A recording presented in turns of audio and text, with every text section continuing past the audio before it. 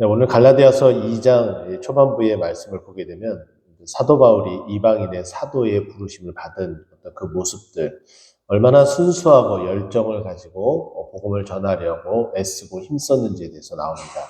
그래서 오늘 본문 이후 11절부터는 사도 바울이 예루살렘에 그때 방문하였을 때의 게바, 즉 베드로가 외식하는 어떤 그런 모습을 보고 질책하며 복음에 변하지 않는 어떤 그런 모습, 그리고 이 복음이 행위에서 난 것이 아니라 하나님의 의로서 우리에게 그 뜻이 전해진 바, 그 뜻대로 이루어지는 것임에 대해서 말해주고 2장을 이렇게 마무리합니다.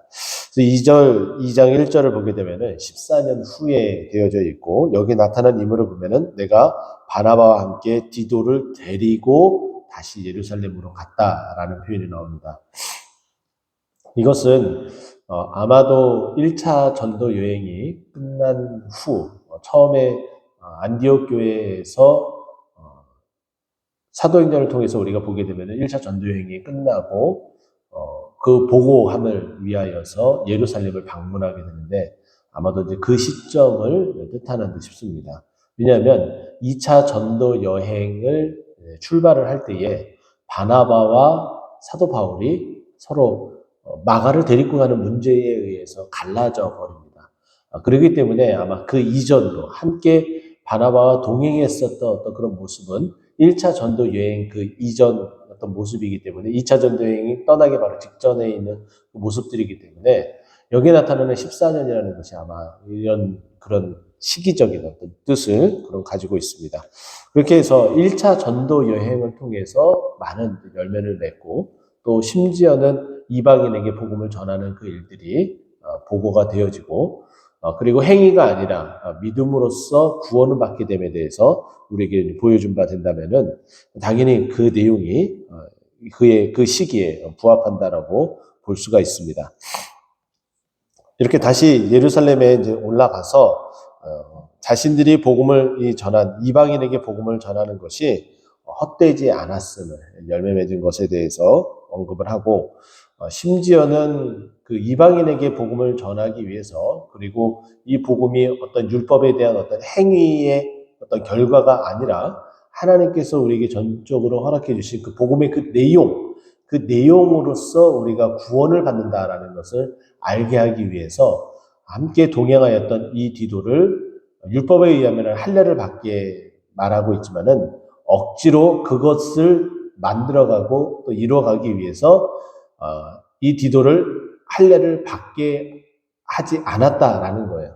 왜냐하면 그 이방인들이 구원에 이르고 또 할례 받지 않는 사람도 구원을 받게 된다라는 것은, 그것은 복음이 말하는 자명한 일인데, 마치 할례를 받아야지만이 구원을 받는 백성으로서 살아갈 수 있다라는 것을 말한다는 것은 복음에 반하는 일이어서, 오히려 헬라인 그리고 이제 그 구원을 또 복음을 전하고 있는 이 디도를 할례를 직접적으로 행하지 않았다는 것을 3절을 통해서 우리에게 말해줍니다. 그러는 가운데에 이렇게 교회 안에 무슨 일이 벌어지게 되냐면은 거짓 형제들이 들어오게 됩니다. 그래서 4절 보게 되면 이는 가만히 들어온 거짓 형제들이다. 교회 안에 항상 믿음의 사람들이 들어오고 나가고 하게 되어 있습니다.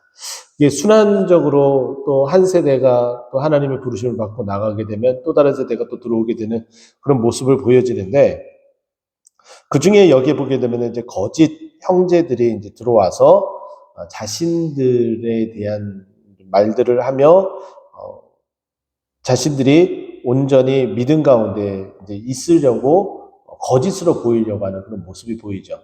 그러나 그들의 그 거짓 형태의 가장 큰 특징을 5절에서 우리에게 소개를 해주고 있는데, 5절 말씀 보면은 그들에게 우리가 한시도 복종하지 아니하였으니 이는 복음의 진리가 항상 너희 가운데 있게 하려 함이라.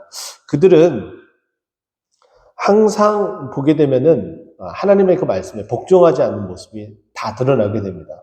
항상 불평 불만을 앞세우고 또 자신들의 그 논리에 의해서, 그 논리가 맞는지 안 맞는지는 확인되지 않는 바 가운데에서 자신들의 논리로 어떠한 문제에 대해서 짚고 넘어가려고 하는 어떤 그런 특징적인 모습들이 있죠.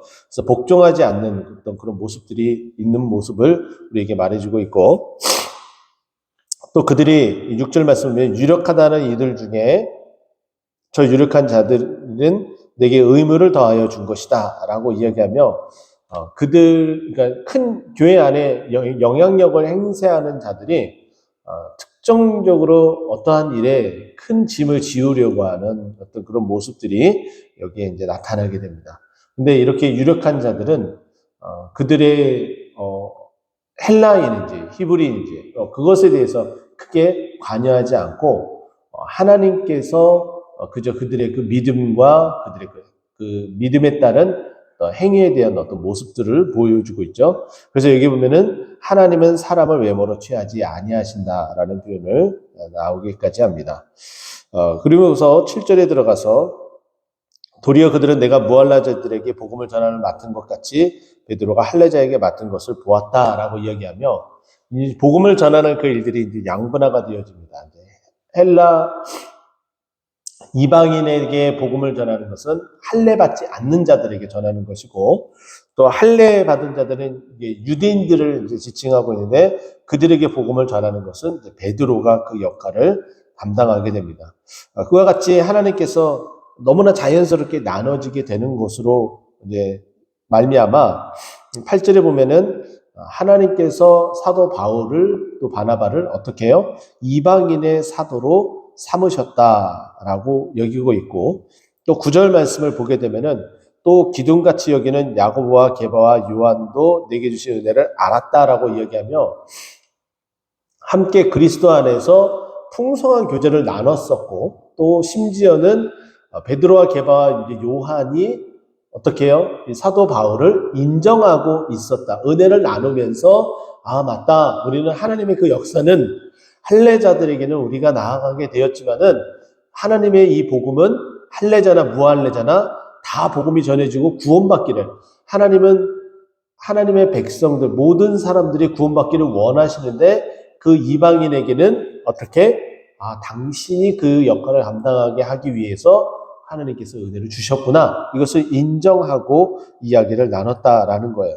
그래서 여기 보면은 나와 바나바에게 친교의 악수를 하였고 우리는 이방인에게로 그들은 할례자에게로 가려 한다라고 말하면서 이제 복음이 이제 본격적으로 이제 나눠지고 또 전파되어지는 것에 대해서 이야기를 합니다. 그래서 우리가 보게 되더라도 1차 전도 여행 때는 이제 가까운 이제 지역, 이 터키 소아시아 쪽으로 이렇게 복음을 전해줬지만은 2차 전도 여행 때는 계속해서 소아시아로 나가기를 원했지만은 이 마게도냐 사람들의 환상의 나타남으로 말미암아 이제 소아시아를 넘어서 이제 유럽 쪽으로, 서쪽으로 복음이 외연 확장되어지는 모습을 우리는 볼 수가 있습니다. 또 10절 마지막 말씀을 보게 되면은 다만 우리에게 가난한 자들을 기억하도록 부탁하였으니 이는 나도 본래에 힘써 행하여 왔노라. 교회가 해야 될 일을 이제 두 가지를 우리에게 오늘 이 본문은 이야기를 해주고 있는데, 하나는 복음 전하는 일입니다. 그래서 복음 전하는 일에 대해서 굉장히 좀 길게 이제 설명을 했다면, 두 가지는 가난한 자들에 대해서 그들을 또 복음으로 섬겨야 되고, 또 뿐만 아니라 그들이 필요로 하는 그런 물질적인 어떤 그런 부분들도 섬겨야 함을 우리에게 말해주고 있습니다. 선교학을 보게 되면 선교학에 있어서 선교를 이끌어가는 수레의 두 바퀴라는 표현을 씁니다. 수레가 앞으로 전진하고 짐을 싣고 이제 나아가는 데 있어서 바퀴 하나로서는 온전하게 나아가기가 힘듭니다. 하지만은 두 바퀴가 온전하게 그 자리에서 같이 움직이게 되면은 효과적으로 어떠한 짐을 옮길 때에 힘들이지 않고 옮길 수 있게 되겠죠. 그러면 이 두 바퀴는 무엇을 의미하느냐? 이 수레의 전체적인 것은 선교를 말한다면 이 선교의 두 바퀴의 그 역할은 하나는 복음이고 하나는 떡이다라고 표현을 해요. 그러면 이 선교의 복음과 떡이 동시다발적으로 나아가게 되면 그것이 큰 역할을 하여 그 복음의 빛을 발할 수 있게 된다라는 거죠. 우리나라도 그랬습니다. 1884년 이제 거의 이제 공식적으로 부활절부터 시작해서 복음이 전해졌었던 이 나라 이 땅은 그때 당시만 하더라도 굉장히 배가 고팠던 시절입니다. 선교사님들이 가져왔었던 선교비를 통해서 이 나라에 학교를 세우고 또 병원을 세워서 지금의 우리나라의 교육과 의료 환경을 마련하는 데 지대한 영향을 끼쳤죠. 이와 같이 복음의 역할이 이런 큰 역할을 하기 때문에 우리나라의 선교사님들도 해외에 나가서 선교를 할 때에 우리나라보다 조금은 경제적으로 조금 힘든 그 나라에서 복음과 떡을 같이 가지고 가서 그들에게 영향을 주는 모습을 볼 수가 있습니다. 이처럼 그것이 단순히 해외에 나가서 복음의 어떤 역할을 하는 것뿐만 아니라 국내 안에서도 당연히 그런 역할을 해야 되겠죠. 아직 우리나라에는 주위에 아직 헐벗고 힘들어하고 어려워하는 자들이 매우 많습니다. 그들을 위해서 우리가 조금 더 생각을 하고 이웃을 위해서 기도하고 섬길 수 있는 어떤 그런 모습들이 우리 교회 안에서도 있어서 이 교회가 나아갈 방향, 복음 전도, 그리고 가난한 자들을 잊지 말고 그 가난한 자들에게 복음과 떡을 함께 전할 수 있는 그런 교회가 되어 주님 앞에 칭찬받고 주께서 구원받는 사람을 날마다 더하게 하는 그 교회가 될 수 있도록 힘쓰고 애쓰는 우리 교회가 되길 간절히 소망합니다. 기도하겠습니다.